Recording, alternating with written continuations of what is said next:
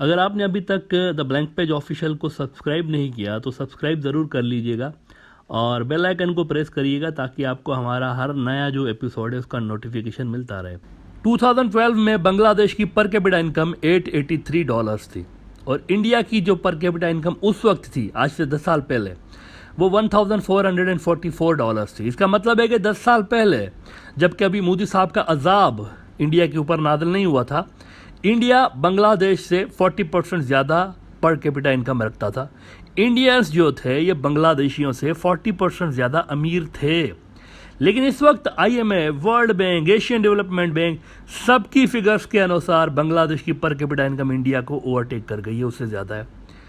लेकिन इससे भी ज़्यादा ख़तरनाक बात यह है इंडिया के लिए कि इन सारे जो बड़े बड़े फाइनेंशियल इंस्टीट्यूट्स हैं, इनके मुताबिक 2026 तक बांग्लादेश इंडिया से आगे ही रहेगा, उसकी पर कैपिटा इनकम इंडिया से आगे रहेगी। 2012 में बांग्लादेश से 40% ज़्यादा पर कैपिटा इनकम रखने वाला इंडिया 2020 के आसपास उसके करीब करीब हो गया और उसके बाद बांग्लादेश उसको ओवरटेक कर गया और 2026 तक बांग्लादेश आगे ही रहना है। इसका क्या मतलब हुआ?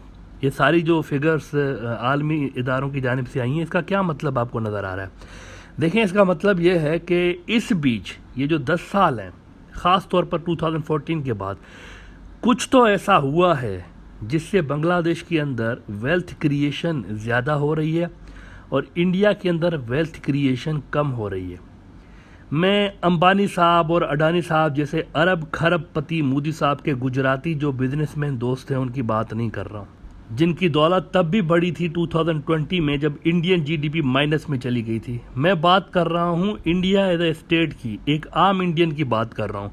उसकी दौलत कम हो रही है आलमी इदारों के मुताबिक और unequal distribution of wealth India के अंदर 2012 से लेकर बहुत ज़्यादा बढ़ चुकी है।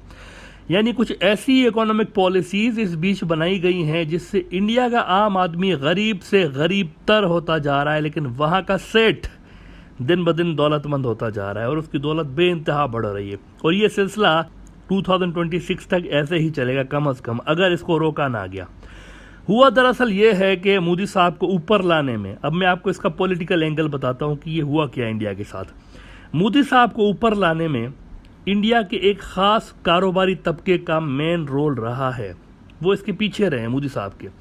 एक ऐसा बिजनेस क्लास है इंडिया के अंदर जिसकी कार्रवाइयों का आगाज़ यूँ समझे कि गुजरात से हुआ, जिसको गोदी मीडिया गुजरात मॉडल कहकर लोगों को बताता रहता है कि बड़ा सक्सेसफुल मॉडल था। पूरा स्टेट बुनियादी तौर पर कॉरपोरेट्स और सेठों के आगे लूटने के लिए गिरवी रख दिया गया था और इसको प्रमोट किया जाता रहा कि क्या ज़बरदस्त किस्म की कार्रवाइयाँ मोदी साहब ने की हैं वहाँ पर एज अ CM। और यही बिजनेस क्लास जो था ये मोदी साहब को आगे लाता रहा नेशनल पॉलिटिक्स में और फिर 2014 तक मोदी साहब हिंदुत्व के नज़रिए और इन्हीं बिजनेस टाइकून्स की मदद से ऊपर आ जाते हैं। इसके बाद से हो ये रहा है कि इंडिया एज ए स्टेट नीचे जा रहा है, उसके नंबर्स डाउन हैं, जो कि मैं अभी आपके साथ शेयर भी करूंगा। उसके नंबर्स डाउन हैं, लेकिन चंद बिजनेस ग्रुप्स ऐसे हैं जिनकी दौलत में बेपनाह इजाफा होता रहा है मुस्तकिल तौर पर। इस हवाले से निकी एशिया ने फरवरी 2021 में एक ओपिनियन शाया किया था कि Modi risks turning India into a nation of gangster capitalist, clutch of billionaire cronies are growing richer at everyone else's expense. ये बड़ा ज़बरदस्त किस्म का पीस उन्होंने लिखा है, ज़रूर पढ़िएगा। वो जो मैंने आपको मिसाल दी कि मुल्क का GDP माइनस में चला गया 2020 में, लेकिन कुछ बड़े सेठों की दौलत तब भी उसमें रिकॉर्ड इजाफा होता है। तो सवाल ये है कि उनके धंधे किस तरह चल रहे थे, ये सोचने की बात है। जब मुल्क ही डाउन जा रहा था तो ये इतना ज़्यादा अमीर कैसे हो रहे थे? बुनियादी तौर पर इंडियन इकोनॉमी चंद बिजनेसमैन्स के हाथों गिरवी रख दी गई है, उनके हाथ में थमा दी गई है। वो अपनी मर्जी से इसको मोल्ड करते हैं, इधर उधर करते रहते हैं अपनी मर्जी से। चंद ग्रुप्स ऐसे हैं, चंद लोग ऐसे हैं जो इसको चला रहे होते हैं और इन चंद बिजनेसमैन में अक्सर जो हैं वो गुजराती हैं, मोदी साहब के दोस्त हैं, उन्हीं की स्टेट के लोग हैं। कुछ महीने पहले इंडिया का एक बड़ा न्यूज़ आउटलेट है क्वार्ट्ज इंडिया, उन्होंने लिखा था कि Modi is enabling a handful of very large players to run India the economy. देखें, डाका इंडियन इकोनॉमी पे और पब्लिक की जेब पे ये डाला गया है कि इतने साल तक बाहर की फर्म्स को कंपटीशन से रोका गया इंडिया के अंदर। मोदी साहब ये जो मेक इन इंडिया और नेशनलिज्म को और अपनी चीज़ें परचेज करें, सब कुछ करें, इसको हवा देते रहते हैं, जो नारे मारते रहते हैं।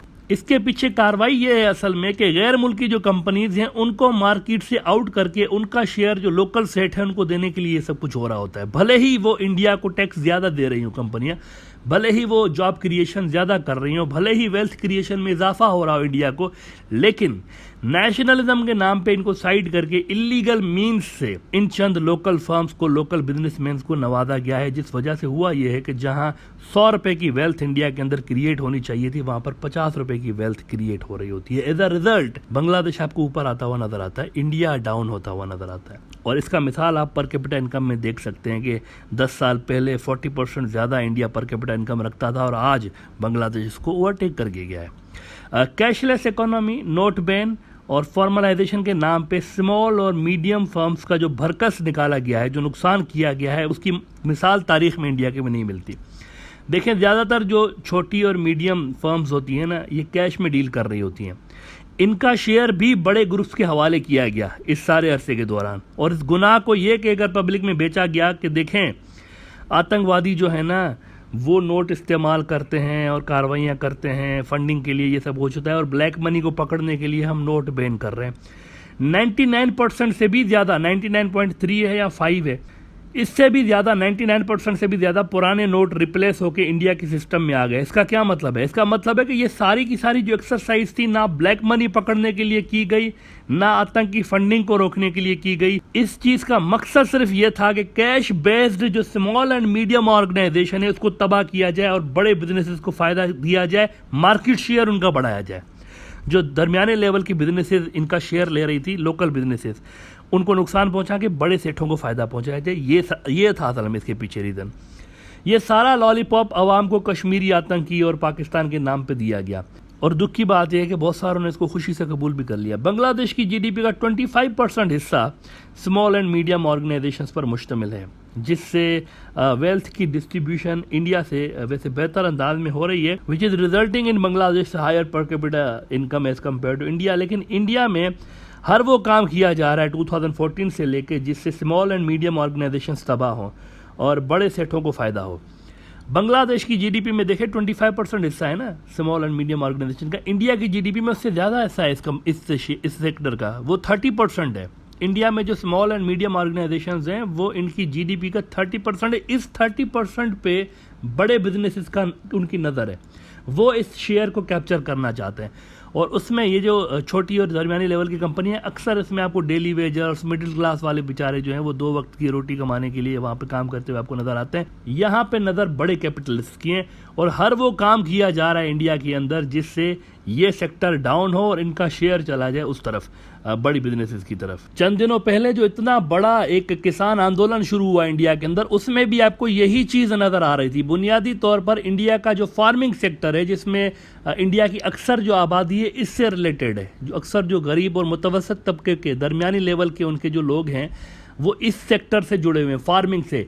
इस पूरे के पूरे फार्मिंग सेक्टर को बड़े बिजनेसेस के नीचे लाने के लिए एक अटेम्प्ट की गई, प्रॉपर अटेम्प्ट की गई। वो तो सारे इंडिया को शुक्रगुजार होना चाहिए सिखों का, सिख किसानों का, जिन्होंने इतने बड़े जो धांधली धोखा हो रहा था इंडिया के साथ, उससे इंडिया को बचाया। उन सबको शुक्रगुजार होना चाहिए इनका, वरना ये एक प्रॉपर अटेम्प्ट मोदी साहब की जानिब से की गई थी कि इंडिया का जो सबसे बड़ा सेक्टर है जिसमें सबसे ज़्यादा लोग काम करते हैं, फार्मिंग सेक्टर, ये ही उठा के इन्होंने बड़े बिजनेसेस के नीचे लाने के लिए, उनको सेठों को फ़ायदा पहुंचाने के लिए ये उन्होंने हरकत की थी। अच्छा, इसके अलावा जीएसटी है और वो जो 2020 वाला लॉकडाउन था, इस समेत बहुत सारे और फैक्टर्स हैं जिनके ज़रिए बीजेपी ने सेठों को फ़ायदा पहुंचाना और जो स्मॉल और मीडियम ऑर्गेनाइजेशंस हैं उनको नीचे करने की अटेम्प्ट की थी। इस एपिसोड के दूसरे हिस्से में बात करने जा रहा हूं। ये ब्रॉडर व्यू का स्पेशल एपिसोड है जहां पर मैंने ये चीज़ हाईलाइट करने की कोशिश की है कि कैसे बड़े बिजनेसेस को फ़ायदा देने के लिए, बड़े सेठों को मज़ीद अमीर करने के लिए, छोटे जो बिजनेसेस हैं इंडिया के और जो जनरल तबका है, जनरल पब्लिक का तबका है, उसको मज़ीद गरीब करने के लिए कैसे बीजेपी काम कर रही है,